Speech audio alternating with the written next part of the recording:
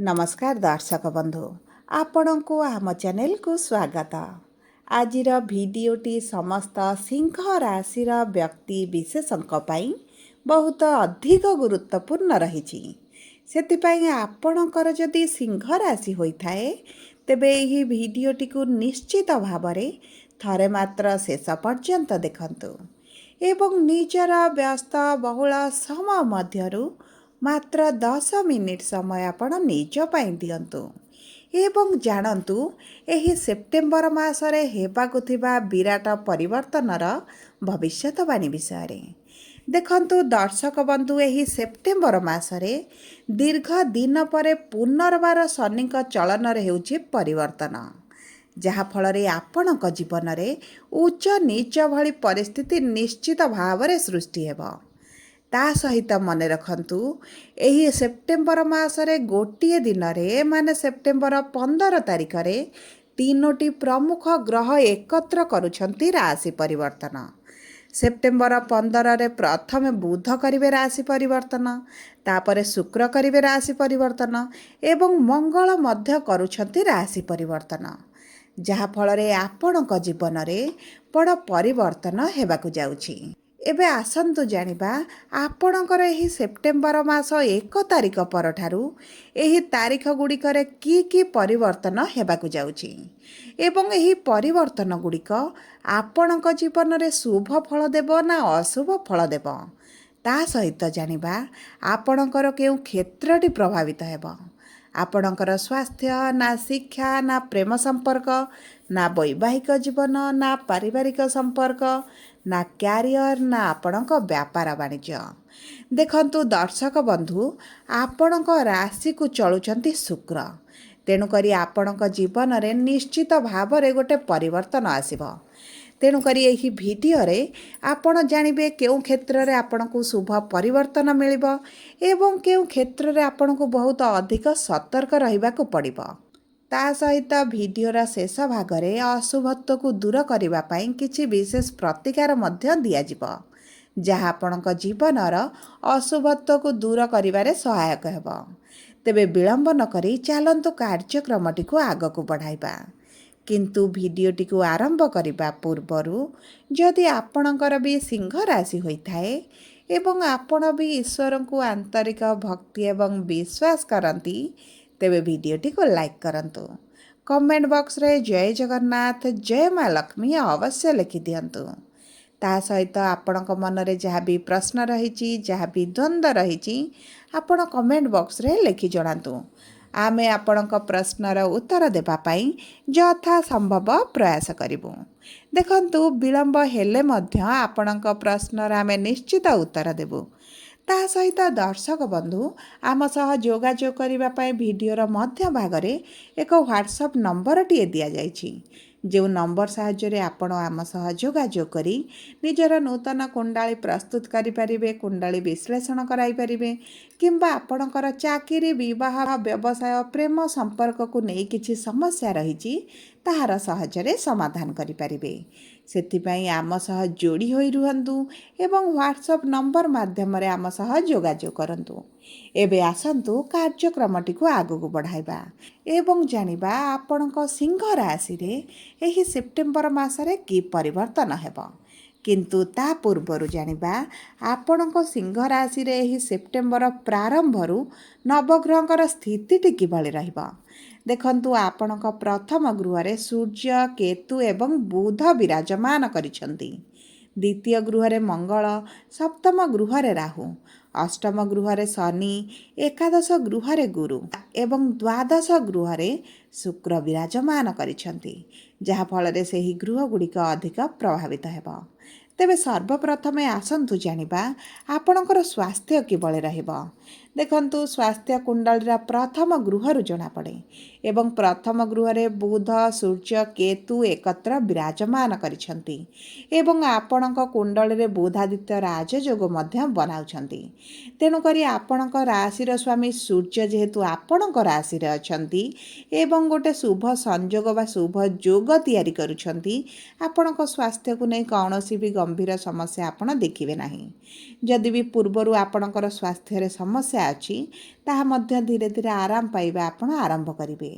ତା ସହିତ ମନେ ରଖନ୍ତୁ, ଆପଣଙ୍କର କେତୁ ଯେହେତୁ ପ୍ରଥମ ଗୃହରେ ଅଛନ୍ତି, ଆପଣଙ୍କ ମାନସିକ ଦୁଶ୍ଚିନ୍ତା ବଢ଼ିପାରେ। ମାନସିକ ସ୍ତରରେ ଆପଣ ଚିନ୍ତିତ ରହିପାରନ୍ତି। ଦେଖନ୍ତୁ, ଆପଣଙ୍କ ସ୍ୱାସ୍ଥ୍ୟକୁ ନେଇ ହେଉ, କ୍ୟାରିୟରକୁ ନେଇ ହେଉ, ଅର୍ଥକୁ ନେଇକି ହେଉ, ଯେକୌଣସି ଏକ ଚିନ୍ତା ଆପଣଙ୍କ ମନକୁ ଆସି ଆପଣଙ୍କ ମନରେ ନକାରାତ୍ମକ ଭାବନାକୁ ଆଣିପାରେ, ଯାହା ଆପଣଙ୍କ ମାନସିକ ସ୍ୱାସ୍ଥ୍ୟ ସହିତ ଶାରୀରିକ ସ୍ୱାସ୍ଥ୍ୟକୁ ମଧ୍ୟ ବହୁତ ଭାବରେ ପ୍ରଭାବିତ କରିବ। ସବୁ ପରେ ମନେ ରଖନ୍ତୁ, ଆପଣଙ୍କର ଏବେ ଶନିଙ୍କର ଅଢ଼େଇ ଚାଲିଛି, ଯେଉଁ କାରଣରୁ ଆପଣଙ୍କର ମନ ନିଶ୍ଚିତ ଭାବରେ ଅସ୍ଥିର ରହିବ, କିନ୍ତୁ ଶାରୀରିକ ସ୍ୱାସ୍ଥ୍ୟ ଉପରେ କୌଣସି ବି ବିଶେଷ ପ୍ରଭାବ ପଡ଼ିବ ନାହିଁ। ଆପଣଙ୍କର ମଙ୍ଗଳ ଯେହେତୁ ଦ୍ୱିତୀୟ ଗୃହରେ ଅଛନ୍ତି, ଶୁକ୍ର ଆପଣଙ୍କର ଦ୍ୱାଦଶ ଗୃହରେ ଅଛନ୍ତି, ଆପଣଙ୍କର ବିପି, ଡାଇବେଟିସ୍, କୋଲେଷ୍ଟ୍ରଲକୁ ନେଇ ଟିକେ ସମସ୍ୟା ଦେଖା ଦେଇପାରେ ଏବଂ ସେଥିପାଇଁ ଆପଣଙ୍କୁ ମେଡ଼ିକାଲକୁ ମଧ୍ୟ ଯିବାକୁ ପଡ଼ିପାରେ। ନଚେତ ଆପଣଙ୍କ ସ୍ୱାସ୍ଥ୍ୟରେ ବଡ଼ ସମସ୍ୟା ଆପଣ ଦେଖିବେ ନାହିଁ। ତା ସହିତ ଦେଖନ୍ତୁ, ଆପଣଙ୍କ ଷଷ୍ଠ ଗୃହର ସ୍ୱାମୀ ହେଉଛନ୍ତି ଶନି, ଯିଏ ଆପଣଙ୍କ ଅଷ୍ଟମ ଗୃହରେ ବିରାଜମାନ କରିଛନ୍ତି। ଏହାର ଅର୍ଥ ହେଉଛି ଆପଣଙ୍କ ସ୍ୱାସ୍ଥ୍ୟରେ କିଛିଟା ଗୁପ୍ତ ସମସ୍ୟା ବଢ଼ିପାରେ। ମାନେ ଆପଣଙ୍କର କିଛିଟା ଏଭଳି ସ୍ୱାସ୍ଥ୍ୟ ସମସ୍ୟା ଦେଖା ଦେଇପାରେ ଯାହାର କାରଣ ଆପଣ ସହଜରେ ଜାଣି ନ ପାରନ୍ତି, କିମ୍ବା ଆପଣଙ୍କୁ ଲାଗିପାରେ କେତେବେଳେ ସ୍ୱାସ୍ଥ୍ୟରେ ସମସ୍ୟା ଦେଖାଯାଉଛି, କେତେବେଳେ ସ୍ୱାସ୍ଥ୍ୟରେ ସମସ୍ୟା ଦେଖାଯାଉନାହିଁ।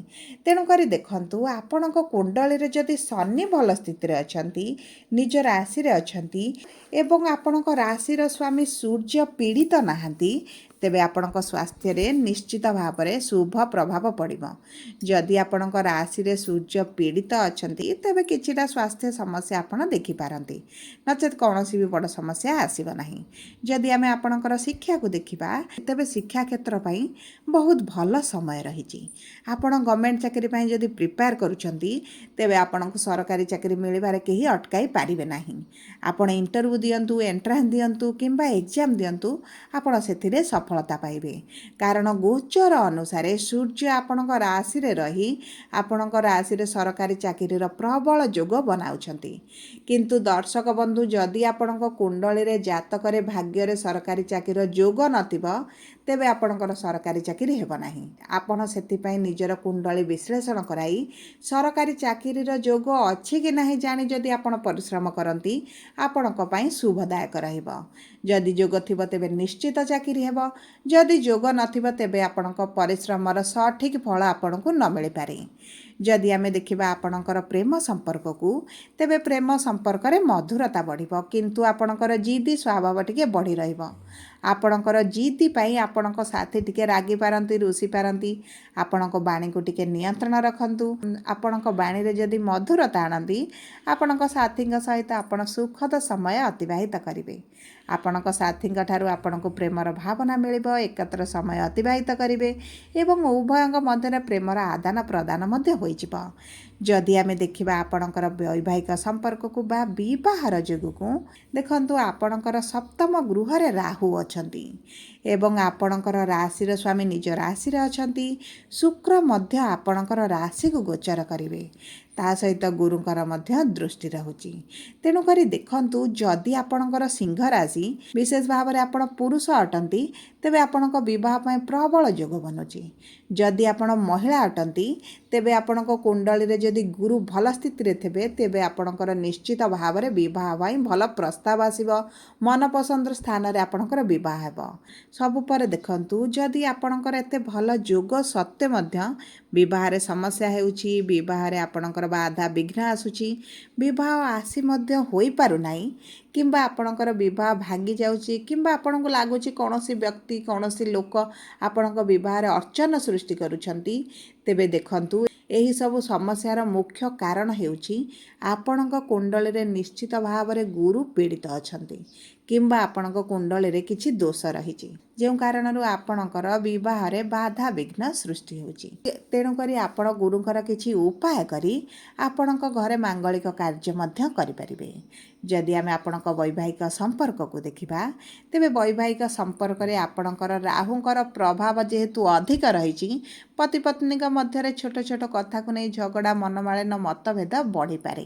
ତା ସହିତ ଯଦି ଆପଣଙ୍କର ପାର୍ଟନରସିପ୍ ବିଜନେସ୍ ଚାଲିଛି କିମ୍ବା ଆପଣଙ୍କର ସାଥୀଙ୍କର ଚାଲିଛି, ତେବେ ଆପଣ ଚାଲାକ ଚତୁର ବୁଦ୍ଧିମାନ ହେବା ସହ ଆପଣଙ୍କ ପାର୍ଟନରସିପ୍ ବିଜନେସ୍ରେ ମଧ୍ୟ ଆପଣ ଭଲ ଲାଭ ପାଇବେ। ଦେଖନ୍ତୁ, କେତୁଙ୍କର ଯେହେତୁ ଦୃଷ୍ଟି ଆପଣଙ୍କର ବିବାହର ଗୃହକୁ ରହୁଛି, ଆପଣଙ୍କ ସାଂସାରିକ ଜୀବନରେ ଆପଣ ଅସନ୍ତୋଷ ରହିପାରନ୍ତି, ପରିବାର ଭିତରେ ଅସନ୍ତୋଷ ଅନୁଭବ କରିପାରନ୍ତି। ତେଣୁକରି ଆପଣଙ୍କୁ ଭିଡ଼ିଓର ପରିଶେଷରେ କିଛିଟା ଉପାୟ ଦିଆଯିବ, ଯାହା ଆପଣଙ୍କ ମାନସିକ ସ୍ତରରେ ସ୍ଥିରତା ଆଣିବା ସହିତ ଆପଣଙ୍କ ଜୀବନର ଅଶୁଭତ୍ୱକୁ ଦୂର କରିବ। ଦେଖନ୍ତୁ, ଯଦି ଆମେ ଦେଖିବା ଆପଣଙ୍କ କର୍ମକ୍ଷେତ୍ରକୁ, ତେବେ କର୍ମର ଗୃହର ସ୍ୱାମୀ ହେଉଛନ୍ତି ଶୁକ୍ର, ଯିଏ ଆପଣଙ୍କ ରାଶିକୁ ଗୋଚର କରୁଛନ୍ତି।